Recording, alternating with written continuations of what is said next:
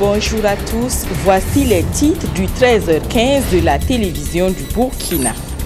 Le Burkina Faso a 2 nouveaux gynécologues obstétriciens. Ils font partie de la 10e promotion de spécialistes formés à l'université de Ouagadougou.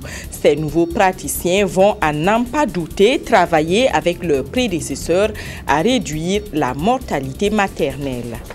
Ce 23 novembre est historique pour la Tunisie. Les Tunisiens vont choisir aujourd'hui leur nouveau président par la voie des urnes et sur les 27 candidats en liste, le leader du parti, Nida Tounes, fait figure de favori.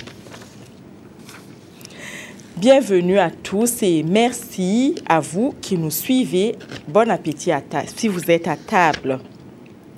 Nous ouvrons ce journal par une page politique et pour cela, nous nous rendons à Bobo-Dioulasso où une délégation du mouvement du peuple pour le progrès a séjourné. Ces membres du bureau politique national ont échangé avec leurs militants et sympathisants sur les défis à venir après la transition. Des précisions avec Christine Koulibaly. Selon le premier vice-président du mouvement du peuple pour le progrès MPP, ce parti est celui-là qui a payé le plus lourd tribut lors de l'insurrection populaire des 30 et 31 octobre dernier avec 17 militants tombés sur le champ de bataille et des centaines de blessés. Chose qui a contribué aujourd'hui à écrire une nouvelle page de l'histoire du Burkina. Et il était de bon ton pour Salif Diallo et ses camarades de rendre hommage aux militants à la base. Aujourd'hui, il s'est agi d'accomplir un acte de reconnaissance. Un acte de reconnaissance à l'endroit de notre peuple. Nous avons entrepris cette tournée pour féliciter la jeunesse, les femmes, les anciens du Burkina, pour leur sens élevé de la dignité dans la lutte pour la liberté et la démocratie dans notre peuple. Également, nous tenions fermement à saluer le courage, la bravoure des populations de la région de Haut-Bassin, qui, comme les autres parties de notre pays, ont contribué grandement à la victoire de notre peuple, qui a consacré la fuite de Blaise Compaoré de son clan. Et les représentants des différentes couches sociales de rassurer que ce n'est qu'une bataille de gagner. Ils ont réaffirmé leur engagement et leur détermination pour une victoire certaine en 2015 et mieux encore, la victoire du changement économique et social au Burkina Faso. L'ODJ demande justice pour tous ceux qui sont tombés pendant les manifestations de fin octobre 2014 au Burkina Faso. L'Organisation démocratique de la jeunesse s'est exprimée sur ce sujet et sur bien d'autres au cours d'une conférence de presse. Le point des échanges avec les hommes et les femmes de médias avec Draman Guéné. Les postes au sein du Conseil national de transition intéressent peu l'Organisation démocratique de la jeunesse. Cependant, l'ODJ tient à attirer l'attention des nouvelles autorités sur la nécessité de prendre en compte les préoccupations des jeunes dans la gestion de la transition. La question de l'emploi, la question de l'accès à la terre. Comme vous savez, dans de nombreuses localités, les terres ont été confisquées par les barons du régime et beaucoup de jeunes aujourd'hui se retrouvent exclus de la terre. Il est important que ces jeunes puissent avoir accès à la terre. Au niveau de la jeunesse scolarisée, de nombreux problèmes existent et nous entendons que ces autorités répondent à ces préoccupations-là. Nous entendons également sur les questions de la santé que des conditions soient créées pour que les jeunes aient accès à la santé, aient accès au logement. Et notre objectif était effectivement d'interpeller les autorités actuelles sur la nécessité de prendre en compte ces préoccupations. Si des organisations estiment qu'aller participer à la transition leur permettront de se battre également sur la question, nous ne pouvons que les laisser faire. Au cours de cette conférence de presse, l'ODJ déplore la mort de 5 de ses militants qui seraient abattus pendant l'insurrection populaire. L'organisation exige alors que la lumière soit faite non seulement pour toutes les victimes de l'insurrection, mais aussi sur les crimes économiques et de sang restés impunis jusque-là. La fièvre Ebola sévit au Mali, un des pays voisins du Burkina Faso. L'association des élèves et étudiants pour l'émergence du Faso est convaincue que la sensibilisation peut permettre au pays des hommes intègres de se préserver de l'épidémie. Elle a initié pour cela une campagne depuis hier, campagne de sensibilisation qui touche les milieux scolaires et estudiantins. Moumouni Barou. Face à la propagation de la fièvre hémorragique à virus Ebola dans la sous-région ouest-africaine, l'AEF, l'Association des élèves et étudiants pour l'émergence du Faso, entend renforcer la surveillance et la vigilance dans les milieux scolaires et estudiantins pour épargner le Burkina Faso de cette épidémie. Cette pathologie fait peur. Elle menace dangereusement la santé et la sécurité humaine. C'est pourquoi l'AEF, dans sa bataille, envisage doter les établissements secondaires et supérieurs de la région des Hauts-Bassins des affiches de sensibilisation et de lave-mains.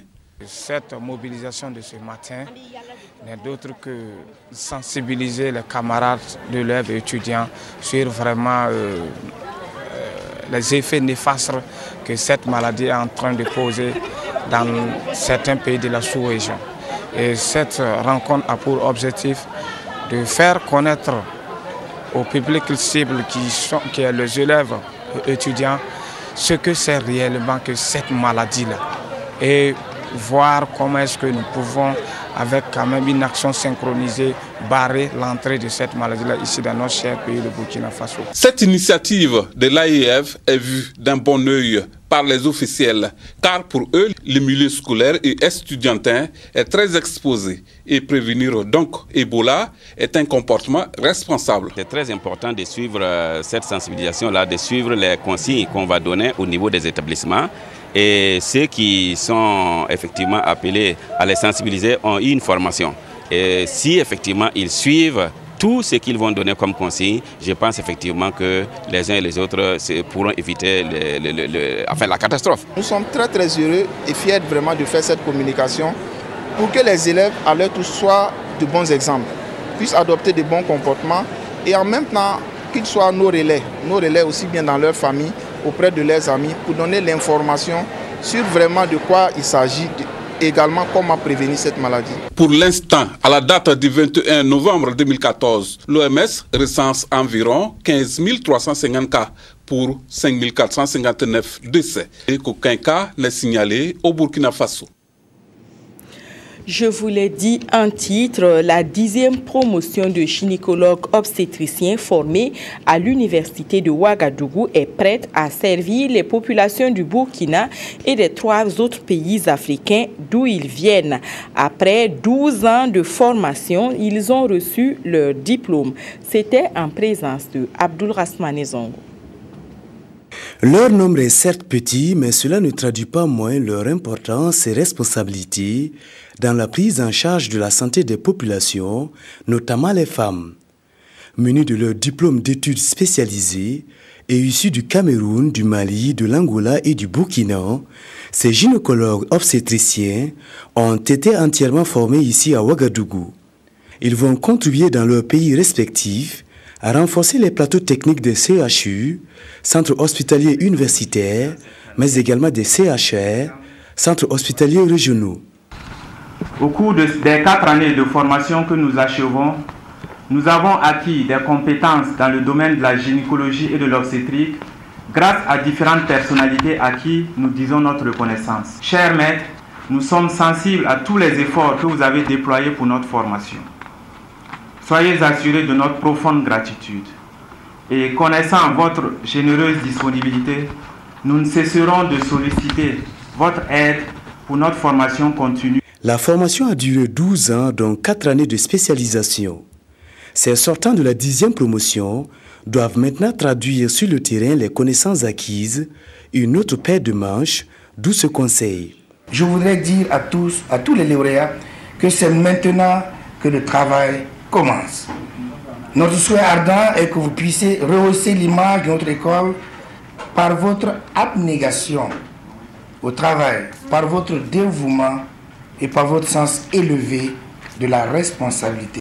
Le DES, diplôme d'études spécialisées en gynécologie obstétrique, a été ouvert en 2002 à l'unité de formation et de recherche en sciences de la santé. Une unité qui a produit jusqu'à ce jour 122 gynécologues de 11 nationalités. Les exploitations minières ne sont pas sans conséquences sur l'environnement et les différentes évaluations l'ont prouvé. C'est pourquoi le réseau national pour la promotion des évaluations environnementales au Burkina Faso attire l'attention des autorités de la transition sur le sujet. Le réseau mène la sensibilisation sur la nécessité de protéger la nature. Aruna Marie. Environ 30% des ressources minières de la planète sont en Afrique. Malheureusement, selon le RENAPE-BF, le réseau national pour la promotion des évaluations environnementales au Burkina Faso, ce sont les multinationales qui en profitent. Le réseau note également que l'exploitation minière dégrade l'environnement. À travers cette conférence de presse, le RENAPE-BF plaide pour une nouvelle gouvernance environnementale et minière en Afrique. Au Burkina, il suggère les recommandations suivantes pour changer la donne. Faire des états généraux du secteur minier, réviser le code minier pour prendre en compte des insuffisances liées à l'exploitation, notamment revoir à la hausse la fiscalité, le cas de réhabilitation et de fermeture des sites, le cas de réinstallation des populations affectées, réviser le code de travail afin de protéger les employés, renégocier les contrats miniers, je dis renégocier les contrats miniers et les contrats de travail, réaliser une évaluation environnementale stratégique pour le secteur minier, renforcer les structures de l'État chargées du contrôle. 13 mines de type industriel existent au Burkina. Au jour d'aujourd'hui, 3 d'entre elles sont en construction et 3 autres en arrêt technique. Dans ces mines, la part de l'État dans le capital serait de 10%. Voir les nouvelles autorités peser de tout leur poids pour une relecture des contrats miniers, c'est le souhait du réseau. C'est à ce prix, selon ces experts, que le pays pourrait engranger des revenus substantiels des richesses de son sous-sol. Allons maintenant à Pau pour vivre la passation de commandement à l'Académie militaire Georges Namouanou. Le colonel Djibril Nakro en est le nouveau chef de corps. Il succède à un autre colonel, Yves Tchombiano. La passation de commandement entre les deux hommes a eu lieu jeudi dernier. Évariste Kombari. C'est lui le nouveau chef de corps de l'Académie militaire Georges Namouanou. Le colonel Djibril Nakro, après y avoir été formé, prend le commandement de l'académie.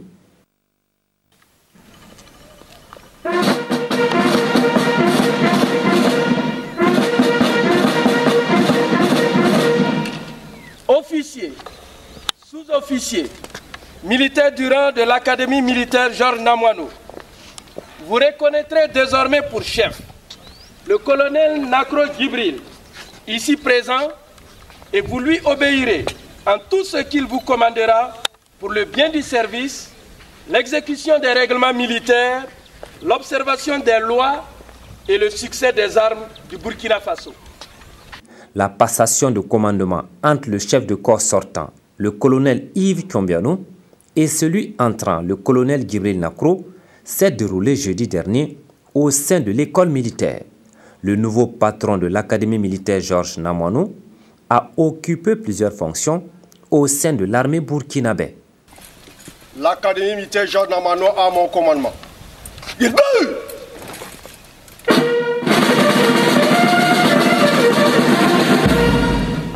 L'Académie militaire Georges Namouanou est une école de renommée régionale. Cette école militaire forme des officiers de l'armée burkinabé et des armées sœurs de l'Afrique. Un mot de sécurité routière avant de refermer cette édition. Et pour aujourd'hui, juste quelques règles d'or pour une circulation plus sûre au Burkina Faso. Les spécialistes de la sécurité routière disent qu'il y en a 5.